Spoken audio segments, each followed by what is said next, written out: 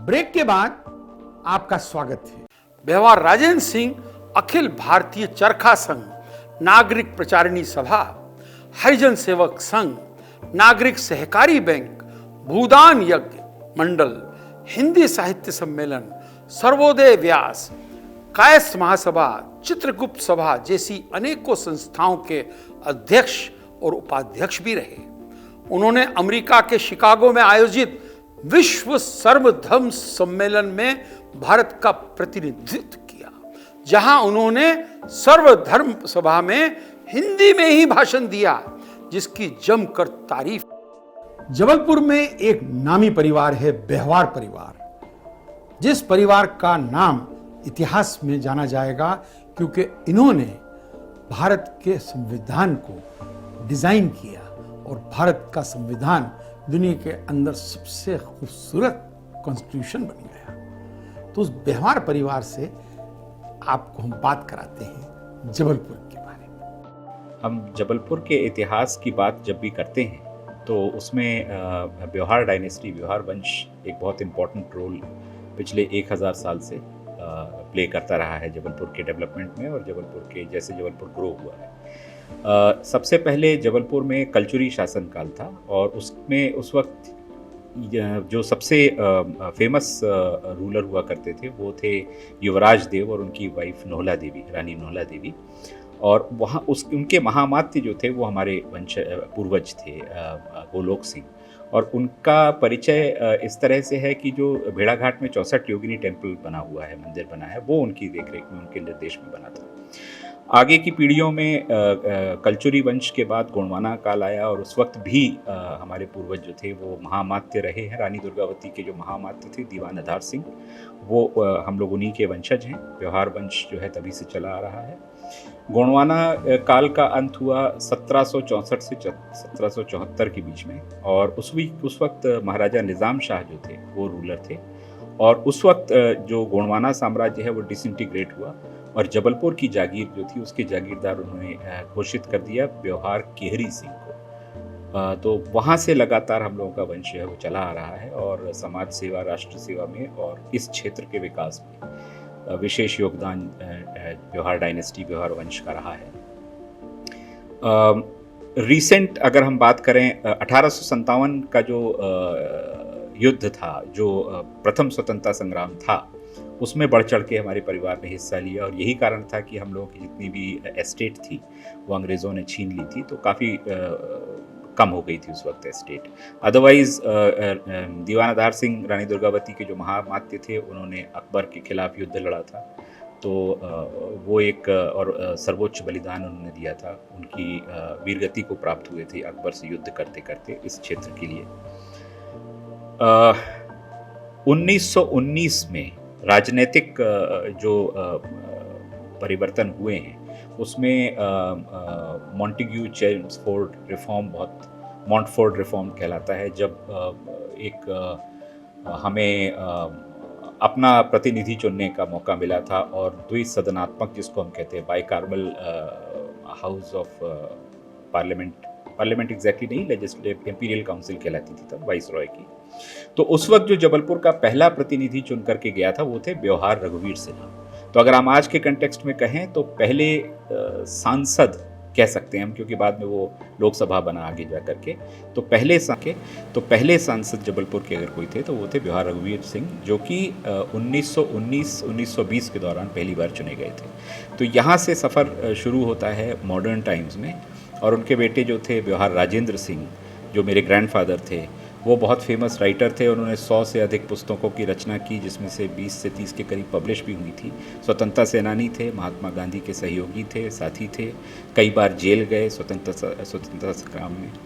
और फिर मेरे पिता जो चित्रकार थे व्यवहार राम मनोहर सिन्हा, उनको तो कौन नहीं जानता है, सभी जानते हैं कि भारतीय संविधान की मूल कृति का अलंकरण उन्होंने किया था, जो जबलपुर और मध्य प्रदेश के लिए बड़ी गौरव की बात थी। और संविधान में करीब करीब जो 12 चित्र हैं उसमें से 22 के करीब चित्र हैं, 22 से 25 चित्र, उनमें से 11-12 चित्र उन्होंने बनाए थे अपने दम पर। लेकिन जो सबसे फेमस चित्र है संविधान का वो है प्रस्तावना पृष्ठ, और प्रस्तावना पृष्ठ का पूरा अलंकरण उन्होंने किया था करीब 7 प्रतीक चिन्ह, भारतीय सभ्यता और संस्कृति के 7 प्रतीक चिन्हों से उन्होंने उसको सजाया था। तो इस प्रकार से वो बड़ा यूनिक है। कभी भी जब कॉन्स्टिट्यूशन की बात आती, संविधान की बात आती है, तो अगर उसको चित्र के माध्यम से दर्शाना है, तो जो एक फोटोग्राफ या जो एक चित्र होता है अक्सर सामने आता है, वो प्रस्तावना पृष्ठ ही होता है। तो इस तरह से उन्होंने भारतीय संविधान को विश्व के सबसे सुंदर संविधानों में शुमार हो गया वो। और ये पूरा काम कॉन्स्टिट्यूशन को जो था उन्होंने अपने गुरु आचार्य नंदलाल बोस के निर्देशन में शांति निकेतन में संपन्न किया था।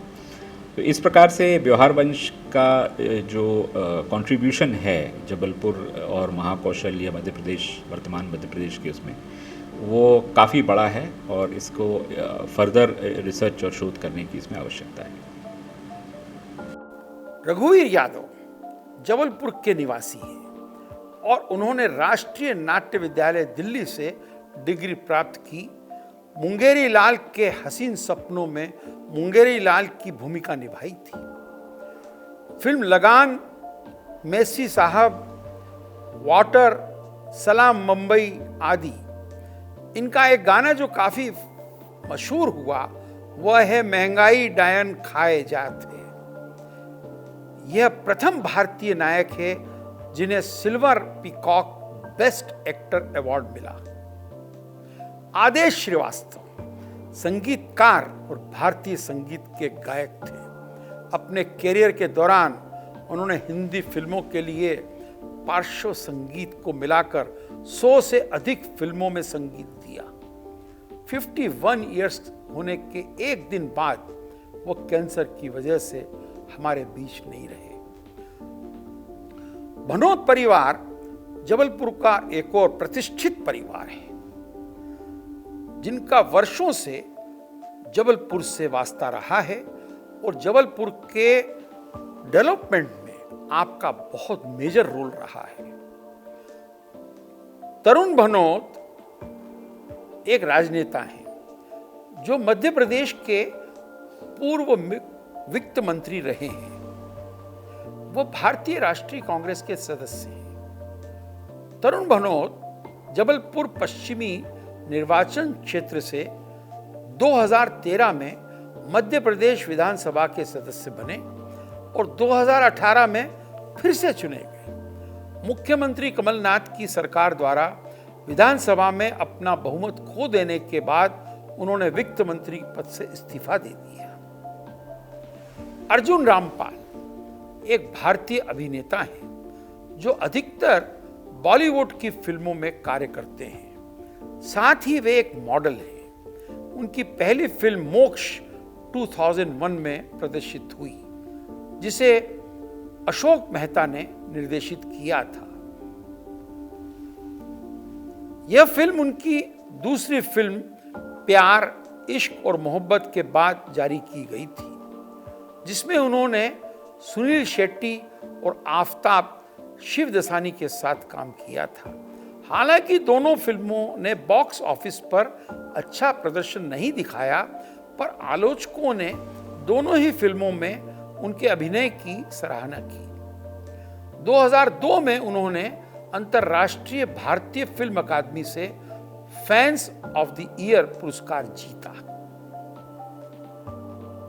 जबलपुर संस्कारधानी के अलावा लेखकों, कवियों और राजनेताओं के साथ ही खेल के क्षेत्र में भी दुनिया में एक स्पोर्ट्स के नाम से जाना जाता है जिस स्पोर्ट्स का जन्म जबलपुर में हुआ। वो गेम है स्नूकर।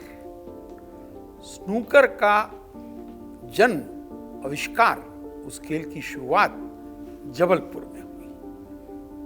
रजनीश, जिन्हें आचार्य रजनीश के नाम से भी जाना जाता है, भगवान श्री रजनीश, बाद में ओशो, भारतीय गॉडमैन थे, दार्शनिक, रहस्यवादी और रजनीश आंदोलन के संस्थापक थे। उन्हें अपने जीवन के दौरान एक विवादास्पद नए धार्मिक आंदोलन के नेता के रूप में देखा गया था। उन्होंने संस्थागत धर्मों को खारिज कर दिया। इस बात पर जोर देना कि आध्यात्मिक अनुभव को धार्मिक हठधर्मिता की किसी एक प्रणाली में व्यवस्थित नहीं किया जा सकता है। एक गुरु के रूप में उन्होंने ध्यान की वकालत की और गतिशील ध्यान नामक एक अद्वितीय रूप सिखाया। पारंपरिक तपस्वी प्रथाओं को खारिज करते हुए उन्होंने वकालत की कि उनके अनुयायी पूरी तरह से दुनिया में रहते हैं लेकिन इससे कोई लगाव नहीं है। रजनीश ने 1953 में 21 वर्ष की आयु में एक आध्यात्मिक जागृति का अनुभव किया। कई वर्षों के बाद 1966 में रजनीश ने जबलपुर विश्वविद्यालय में अपने पद से इस्तीफा दे दिया और पूरे भारत में यात्रा करना शुरू कर दी। 1970 में रजनीश ने मुंबई में नव सन्यासिनी के रूप में जाने वाले अनुयायियों को शुरू करने में समय बिताया। इस अवधि के दौरान उन्होंने अपनी आध्यात्मिक शिक्षाओं का विस्तार किया और दुनिया भर के धार्मिक परंपराओं, रहस्यवादियों, भक्ति कवियों और दार्शनिकों के लेखन पर प्रवचनों में व्यापक रूप से टिप्पणी की। 1974 में रजनीश पुणे में स्थानांतरित हो गए जहां एक आश्रम स्थापित किया गया और कई प्रकार के उपचारों को शामिल किया गया जिसमें ह्यूमन पोटेंशियल मूवमेंट द्वारा पहली बार विकसित किए गए तरीकों को शामिल किया गया जो बढ़ते पश्चिमी अनुयायियों के लिए पेश किए गए थे। विश्वविख्यात ओशो का प्रश्न है तो उन्हें जबलपुर के सिलसिले में आचार्य रजनीश के नाम से जानते हैं और जो उनकी कुल जीवन काल और जीवन वृत्त की अवधि है वो 59 ईयर्स और कुछ दिनों की है। और दिलचस्प बात यह है कि कुल 59 वर्ष कुछ दिनों की आयु में से जो सर्वाधिक 19 वर्ष हैं, लगभग 2 दशक, वो जबलपुर से जुड़े रहे हैं। ये जो 2 दशक हैं ये उनके उत्थान के समय से संदर्भित हैं। जबलपुर में वे गाड़ावाड़ा अपने गृहनगर से आए और यहाँ पर जो एक बड़ा ही उस समय का लीडिंग न्यूज़पेपर था उसमें उनके चाचा अमृतलाल चंचल ने 70 रुपये मासिक वेतन पर उनको जॉब दिलवाई। जबलपुर में जो फुहारा बाजार है, व्यस्ततम व्यापारिक क्षेत्र, वहाँ एक कपड़े की दुकान में बैठकर गज से वे कपड़ा नापा करते थे और जो उन्हें थोड़ा सा मानदेय मिलता था उससे वे पुस्तकें खरीदते थे क्योंकि पुस्तकें उनका पहला प्यार थी। उन्होंने इसी शहर में रहते हुए अपना अध्ययन पूरा किया। जो हमारा डी इंजन कॉलेज है वहाँ उन्होंने एडमिशन लिया और वहाँ से उन्होंने स्नातक की पढ़ाई की।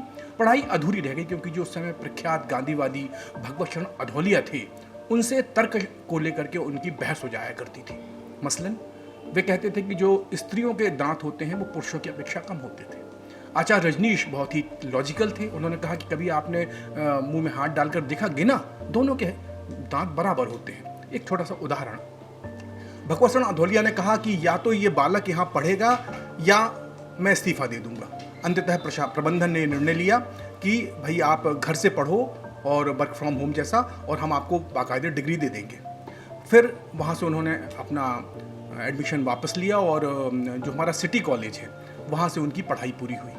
यहाँ से स्नातक होने के बाद वे स्नातकोत्तर करने के लिए डॉक्टर हरि सिंह गौर विश्वविद्यालय सागर गए। वहाँ उन्होंने गोल्ड मेडल से एमए किया दर्शन शास्त्र में, और एमए करने के साथ ही रायपुर के दूधाधारी संस्कृत महाविद्यालय में उनकी नौकरी लग गई व्याख्याता के रूप में। कुछ दिनों उन्होंने नौकरी की, फिर उनका प्यारा शहर जबलपुर आकर्षित कर रहा था। वे जबलपुर चले आए और यहाँ पर जो हमारा पुराना रॉबर्टसन कॉलेज है जिसे आज महाकौशल और साइंस कॉलेज के नाम पर विभक्त करके हम जानते हैं, वहाँ पर अध्यापन कराने लगे। तो आपने सुनी संस्कारधानी जबलपुर की कहानी, कैसी लगी आपको? अगले हफ्ते हम फिर दास्तान मध्य प्रदेश में और छत्तीसगढ़ में आपको नई कहानी लेके आएंगे। आप जरूर सुनिए, देखिए और हमें आप अपना रिएक्शन भी भेजिए कि आपको कैसी लगी।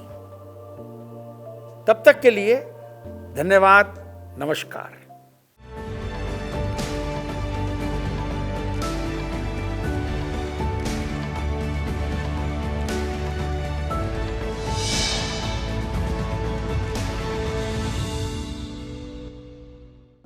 ब्रेक के बाद आपका स्वागत है।